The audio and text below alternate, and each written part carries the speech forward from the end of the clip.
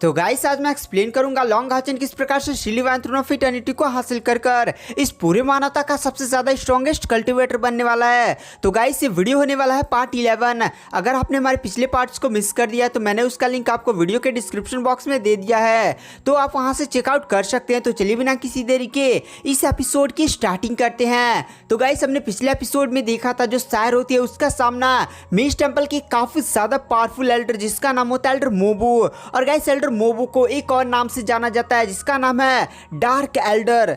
तो guys throne of steel में अभी तक ये टेंपल गैदरिंग कंपटीशन की जितनी भी फाइट्स हो रही है ना वो राउंड्स में हो रही हैं, और ये जो राउंड चल रहा है वो चौथा राउंड चल रहा है। और पीछे मैंने आपको थोड़ा सा गलत बता दिया था कि लॉन्ग हाउचेन की टीम में उस समय सायर और लॉन्ग हाउचेन ही बचे थे। ऐसा नहीं है, चौथे राउंड्स में अभी लॉन्ग हाउचेन, सायर, हरे बालों वाला लिंसुआन और चैनिंगर बचे हैं। तो गाइस चलिए आते हैं कहानी की मेन स्टोरी लाइन पर। और गाइस मैं एल्डर मोबू को कभी कभी डार्क एल्डर भी बोल दूंगा, तो आप लोग कंफ्यूज मत होइएगा। तो यहाँ पर जो डार्क एल्डर और सायर होती है उनके बीच में काफी ज्यादा इकोनिक लेवल की बैटल हो रही थी। और इस फाइट के बीच में जब भी सायर डार्क एल्डर को कोई क्रिटिकल हिट मारने वाली होती थी तो वो बंदा वहां से गायब हो जाता था। नॉर्मल वैसे ही फाइट्स करता था, क्यों गाइस इस डार्क एल्डर के पास टेलीपोर्टेशन की भी पावर होती है। आसपास के जितनी भी ऑडियंस होती है वो भी एकदम हिली हुई थी कि ये बंदा सायर के साथ फाइट करने में सक्षम है। आखिर इसीलिए तो इसे मेज टेंपल का डार्क एल्डर बोला जाता है।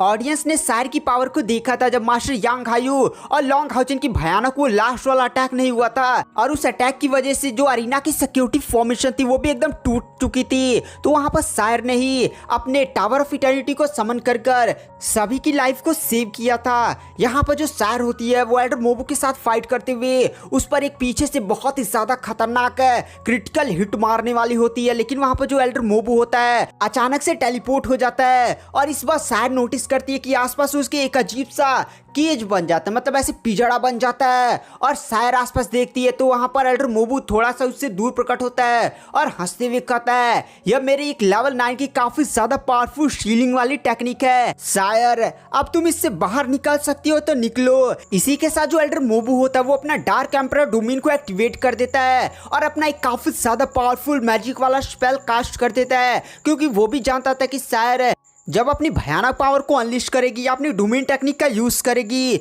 तो उसका हेल केज पिंजड़ा सायर को ज्यादा समय तक रोक नहीं पाएगा। इसीलिए उसे अपनी सबसे ज्यादा स्ट्रॉन्गेस्ट अटैक पहले से ही तैयार करना होगा, ताकि जब तक सायर तोड़ कर बाहर निकले वो अपना स्ट्रॉन्गेस्ट अटैक सायर पर कर दे।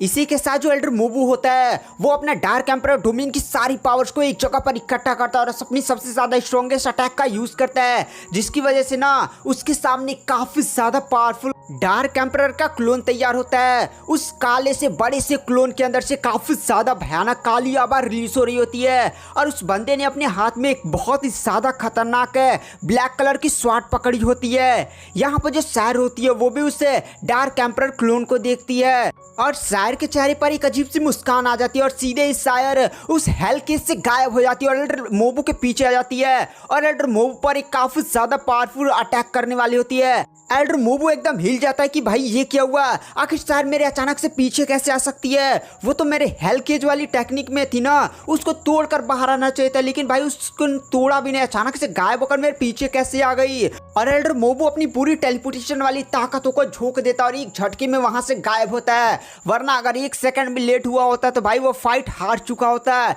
एल्डर मोबू तुरंत अपने डार्क एम्परर क्लोन को ऑर्डर देता है कि वो सायर पर अटैक करे। वो जो बड़ा सा डार्क एम्परर क्लोन होता है और अपनी बड़ी से ऐसे स्वॉर्ड उठाता है और सीधे सायर पर धाम से मारता है, लेकिन सायर वहां से डॉज कर उसके अटैक को बच जाती है। सायर तुरंत आसमान में दिखाई देती है और तुरंत अपने डोमेन ऑफ प्यूरिफिकेशन का यूज करती है, जिसकी वजह से वहां पर एक शुद्ध करने वाली काफी ज्यादा प्योर आवा फैल जाती है। और गाइस ये जो प्यूरिफिकेशन की पावर होती है वो किसी भी डार्क एनर्जी को प्यूरिफाई कर देती है। और ये जो डार्क एम्परर क्लोन था वो भी उसी डार्क एनर्जी से बना हुआ था ना। पूरा जो डार्क एम्परर क्लोन होता है वो एकदम कांपने उपने लगता है और इतना डर जाता है कि भाई डर कर भाग जाता है। एल्डर मोबू ने उसे रोकने और आदेश देने की कोशिश तो की थी, लेकिन डार्क एम्परर क्लोन बोलता है भाई तुझे मरना है तो मर, मैं तो चला, और सीधे ये बात बोलकर भाग जाता है। और गाइस सायर के पास इतनी ज्यादा प्योर प्यूरिफिकेशन की पावर इसलिए थी ना क्योंकि गॉड हिराक्लियस ने जाने से पहले सायर को बहुत सारी गॉड ऑफ डेथ की वो प्यूरिफिकेशन वाली पावर्स नहीं प्रोवाइड की थी और उसे लॉकेट भी दे दिया था। इसी वजह से तो सायर की इतनी ज्यादा भयानक पावर्स बढ़ी थी। जो सैर होती है वो एक झटके में गायब होती है और सीधे एल्डर मोबू के गले पर अपना बड़ा सा कटाना रख लेती है। एल्डर मोबू तो एकदम डरा हुआ था क्योंकि उसका डार्क एम्परर क्लोन जो उसने अपनी डोमिनोमिन पावर उसमें झोंक झाँक दी थी वो तो भाई डर कर भाग गया था। उसका सबसे ज़्यादा स्ट्रॉन्ग ही अटैक ही भाग गया। तो भाई सैर के साथ वो क्या फाइट करे, इसलिए वो अपनी हार को स्वीकार कर लेता है। यहाँ पर रेफरी चैंग चिड़ियान सैर को विनर घोषित कर देते हैं और गाइस आज ये अनाउंस किया जाता है कि आज सारी फाइट्स ही खत्म होंगी और एक राउंड और होगा, 5th राउंड।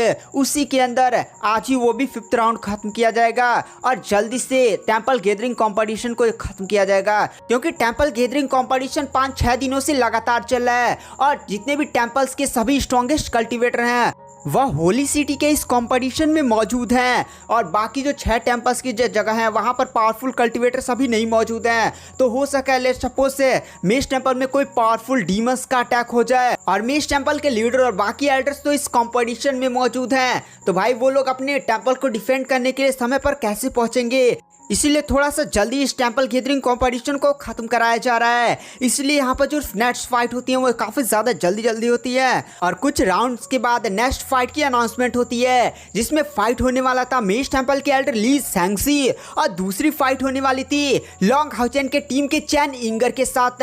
दोनों ही कंटेस्टेंट अरीना में एंटर करते हैं। यहाँ पर जो चैन इंगर होती है वो ली सैंगसी को नमस्ते बोलते हैं और कहती है नमस्ते दादाजी। वहाँ पर जो चैन इंगर होती है वो काफी ज्यादा आराम से एल्डर ली सैंगसी के अटैक करने का वेट कर रही होती है। तो भाई ली सैंगसी भी समझ जाते हैं कि यहाँ पर जो चैन इंगर है वो चाहती है कि पहला अटैक मैं करूँ। भाई ये छोटी सी लड़की पागल हो चुकी है क्या, ये मेरे को हल्की में ले रही है और ऊपर से मैं मेष टेंपल का हेड हूँ। अगर पहले अटैक करूंगा तो लोग बोलेंगे भाई छोटी सी लड़की पर पहले अटैक करता है। इसीलिए जो एल्डर ली सैंगसी होती है वो अपनी बॉडी से अपनी भयानक पावर को अनलिस्ट करते हैं जिससे वहां पर एक काफी ज्यादा पावरफुल प्रेशर क्रिएट होता है और चैन इंगर समझ जाती है कि भाई अगर मैं पहले अटैक नहीं करूंगी और अपना खतरनाक से खतरनाक अटैक नहीं करूंगी तो ली सैंगसी की जो पावर देखकर लग रही है मैं वैसे ही एकदम हिल जाऊंगी।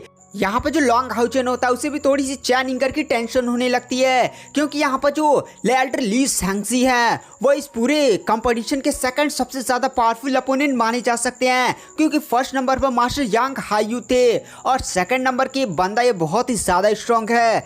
यहाँ पर हमें गाइस चैन इंगर को दिखाया जाता है जो अपनी समनिंग को स्टार्ट कर चुकी होती है और उसके पीछे से काफी ज्यादा भयानक आवाज़ें रिलीज हो रही होती हैं और चैन इंगर लगातार समनिंग किए जा रही होती है और इस समनिंग को देखकर यहाँ पर जो एल्डर ली सैंगसी होते हैं वो भी थोड़ा सा सतर्क हो जाते हैं क्योंकि उन्हें ना कोई समनिंग का टाइप पहचान में नहीं आ रहा था कि भाई चैन इंगर किस प्रकार का अपना समन तैयार कर रही है। इसलिए एल्डर ली सैंगसी भी एक काफी ज्यादा पावरफुल अटैक तैयार कर लेते हैं कि अगर यहाँ पर चैन इंगर ने कोई बहुत ही ज्यादा पावरफुल बिस्ट को समन कर लिया तो अपने पावरफुल अटैक से उसे खत्म कर देंगे क्योंकि वो भी जानते थे कि चैन इंगर को हल्के में लेना ठीक नहीं होगा।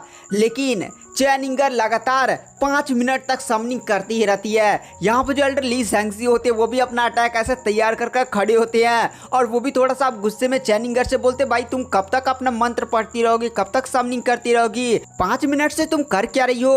अगर रियल बैटल में तुम्हें ऐसे छोड़ दिया जाए तो 5 मिनट तक तब तक समनिंग करोगी तब तक तुम्हारा अपोनेंट है तुम्हें खत्म कर चला जाएगा। जल्दी से कंप्लीट करो अपनी समनिंग वरना मैं ज्यादा समय तक रुकूंगा नहीं। इसी के साथ जो एल्डर ली सैंगसी होते हैं वो अपनी बॉडी से और भी पावर को अनलिस्ट करते हैं। यहाँ पर कुछ ही पलों के अंदर चैन इंगर की अब समनिंग कंप्लीट हो जाती है और जैसे चैन इंगर की समनिंग कंप्लीट होती है चैन इंगर के पीछे बहुत सारे ऐसे समनिंग गेट तैयार होने लगते हैं। यहाँ पर 36 समनिंग गेट तैयार होते हैं और 36 समनिंग गेट से 36 बिस्ट बाहर निकलते हैं और उनकी बॉडी से बहुत ही ज्यादा भयानक पावर अनलिस्ट हो रही होती है।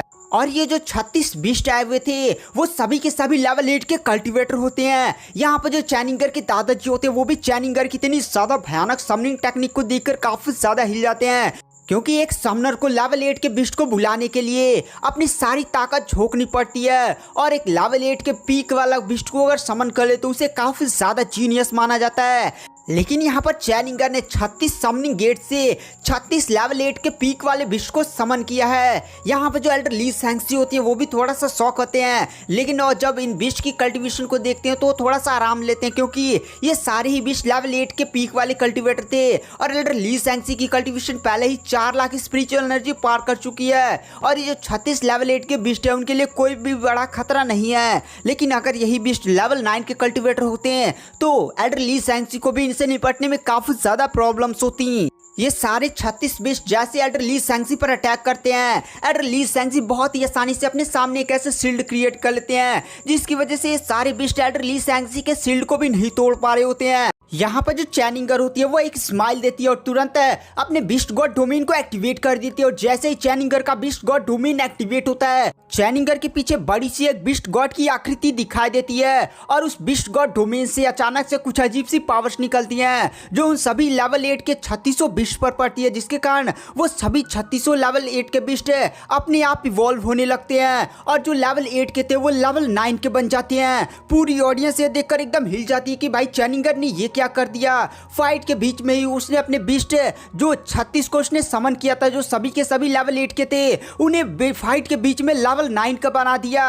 36 लेवल 9 के बिस्ट एक रियल बैटल में एक डेमन गॉड पर भी भारी पड़ सकते हैं। तो यहाँ पर जो एल्डर ली सैंक्सी होते हैं वो भी अचानक से चैनिंगर की इस पावर को देखकर वो भी हिल जाते हैं और मनी मन पछताते हैं कि भाई मैंने आखिर चैनिंगर को आखिर इस टेक्निक को पूरा करने क्यों दिया, मैं ही थोड़ा सा ज्यादा अपने आप को गिन लिया था। उसके बाद वहां पर जो एल्डर ली सैंक्सी होते हैं वो तुरंत अपने विंड गॉड डोमेन की पावर्स का यूज करते हैं और एल्डर ली सैंक्सी काफी ज्यादा पावरफुल बड़े बड़े अटैक्स करते हैं और उन बिस्टों के बीच में और एल्डर ली सैंक्सी के बीच में कुछ अच्छी खासी फाइट्स होती है। लेकिन यहाँ पर एल्डर ली सैंक्सी को अपनी ट्रू पावर्स को शो करना पड़ता है, यानी एल्डर ली सैंक्सी अपनी विंड गॉड डोमेन टेक्निक का यूज करते हैं और जैसे वो अपनी बड़ी बड़ी डोमेन टेक्निक्स का यूज करते हैं वो उन बड़ी बड़ी चाकुओं से सीधे ही उन सभी बिस्टों पर अटैक करने लगते हैं। और गाइस यहाँ पर एल्डर ली सैंक्सी अपनी समझे ट्रू पावर्स को एकदम यूज कर रहे होते हैं, जिसके कारण लेवल 9 के 3600 बिस्ट के बीच में और उनके बीच में कुछ 5 से 8 मिनट तक फाइट चलती है और ली सैंक्सी सभी बिस्टों को खत्म कर देते हैं।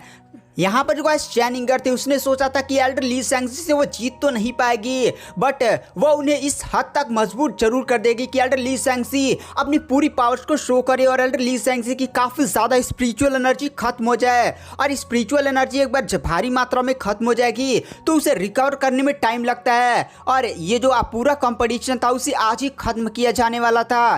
तो एल्डर ली सैंक्सी इतनी जल्दी रिकवर नहीं हो पाएंगे और हो सकता है कि लॉन्ग हाउचेन और एल्डर ली सैंक्सी का मुकाबला हो जाए और ली सैंक्सी की स्पिरिचुअल पावर कम होगी तो जरूरी लॉन्ग हाउचेन को फायदा होगा। इसलिए यहाँ पर जो चैनिंगर होती है वो अपनी पूरी पावर्स लगाकर जो बचे हुए बिस्ट थे उनको ली सैंक्सी पर अटैक करने के लिए भेजती है। लेकिन ली सैंक्सी अपने विंड गॉड डोमेन की जब वो बड़े बड़े बड़े ब्लेड्स फिर से मारना शुरू करते हैं तो 3600 बिस्ट खत्म हो जाती है। यहाँ पर चैनिंगर भी तुरंत जमीन पर आ जाती है क्योंकि उसने इस समनिंग को कंप्लीट करने के लिए अपनी पूरी ताकत लगा दी होती है। यहाँ पर जो मैकडल होता है वो तुरंत 4 सरों वाले चिमरा का रूप धरता है और एल्डर ली सैंक्सी पर एक काफी ज्यादा पावरफुल अटैक करता है। लेकिन एल्डर ली सैंक्सी मैकडल को भी तुरंत पीछे ढकेल देती है और वो एक काफी ज्यादा पावरफुल विंड ब्लेड को तैयार करते हैं और सीधे मैकडल पर तान लेते हैं और चैनिंगर की तरफ देख कर कहते हैं जल्दी से हार मारो वरना ये तुम्हारा जो छोटा सा सुअर है ना इसको मैं बहुत ही ज्यादा चोटिल कर दूंगा। तो चैनिंगर भी तुरंत हार मान जाती है और कहती है ठीक है मेरे मैकडल छोटे सुअर को छोड़ दीजिए ली सैंक्सी दादाजी। तो वहाँ पर जो एल्डर ली सैंक्सी होते हैं उसे छोड़ देते हैं और फिर अरीना से बाहर चले जाते हैं। यहाँ पर जो चैनिंगर होती है वो फिर से लॉन्ग हाउचेन के पास जाती है तो लॉन्ग हाउचेन भी कहता है तुमने बहुत ही ज्यादा बढ़िया किया। और फिर यहाँ पर कुछ और फाइट्स चलती है जहां पर 5th राउंड स्टार्ट होता है और 5th राउंड के स्टार्टिंग में इस बार लॉन्ग हाउचेन का सामना एक मैच टेंपल के अर्थ मैजिशियन के साथ होने वाला था। तो वो जो अर्थ मैजिशियन होता है वो भी आने वाला था तो एल्डर ली सैंक्सी उसे रोकते और कहते हैं यहाँ पर बहुत ही ज्यादा कम कंटेस्टेंट बचे हैं और फाइनल राउंड में हो सके मैं और लॉन्ग हाउचेन फाइट करें। मैं जानता हूं कि तुम लॉन्ग हाउचेन को नहीं हरा सकते लेकिन तुम एक काफी ज्यादा पावरफुल डोमेन धारक है अर्थ मैजिशियन हो तो तुम्हें लॉन्ग हाउचेन के जितना हो सके उतना फाइट करना है और लॉन्ग हाउचेन की जितनी ज्यादा स्पिरिचुअल एनर्जी हो सके उतनी ज्यादा स्पिरिचुअल एनर्जी को खर्च करवाना है ताकि लॉन्ग हाउचेन के साथ जब मेरी फाइट हो तो उसमें मुझे बढ़त मिले क्योंकि वो भी जानते थे लॉन्ग हाउचेन बहुत ही ज्यादा स्ट्रांग है। उसने मास्टर यांग हाइयो को हरा दिया और मास्टर यांग हाइयो को ली सैंक्सी भी नहीं हरा सकते थे इसलिए उन्हें भी थोड़ी सी चिंता होने लगती है। गाइस लॉन्ग हाउचेन को मास्टर ली सैंक्सी ये समझते थे कि लॉन्ग हाउचेन अभी काफी ज्यादा छोटा है, उसके पास थोड़ा सा भी अनुभव नहीं है। अगर उसे इंसानियत की पावरफुल आर्मी को सौंप दिया जाए तो सीधे लॉन्ग हाउचेन थोड़ी सी अपनी पावर शोर बढ़ाएगा और फिर वो सीधे डेमन गॉड एम्परर के साथ साथ फाइट करेगा और आर्मी लेकर लीड करेगा, डेमन वमन के साथ फाइट करेगा और जोश जोश में सारा होश खो देगा और ये बंदा पक्का ही खत्म हो जाएगा। और साथ ही साथ ये जो बड़ी इंसानियत की पावरफुल आर्मी को जो हम इकट्ठा कर बना रहे हैं, मतलब जितने भी 6 टेम्पल्स अपने सबसे ज्यादा पावरफुल कल्टिवेटर्स को इस आर्मी में शामिल करवाएंगे, तो आर्मी भी गई, लॉन्ग हाउचन भी गया, सबका सब चला जाएगा। इसलिए वो लॉन्ग हाउचन को ना थोड़ा सा अभी अनुभवहीन समझते हैं। तो गाइस आज की वीडियो की एक्सप्लेनेशन को यहीं पर एंड कर देते हैं। आगे के एपिसोड्स काफ़ी ज़्यादा इंटरेस्टिंग होने वाले हैं, तो मैं नेक्स्ट एपिसोड जल्दी अपने चैनल पर अपलोड कर रहा हूँ, तो चैनल को लाइक सब्सक्राइब जरूर कर लें। Thank you, bye bye.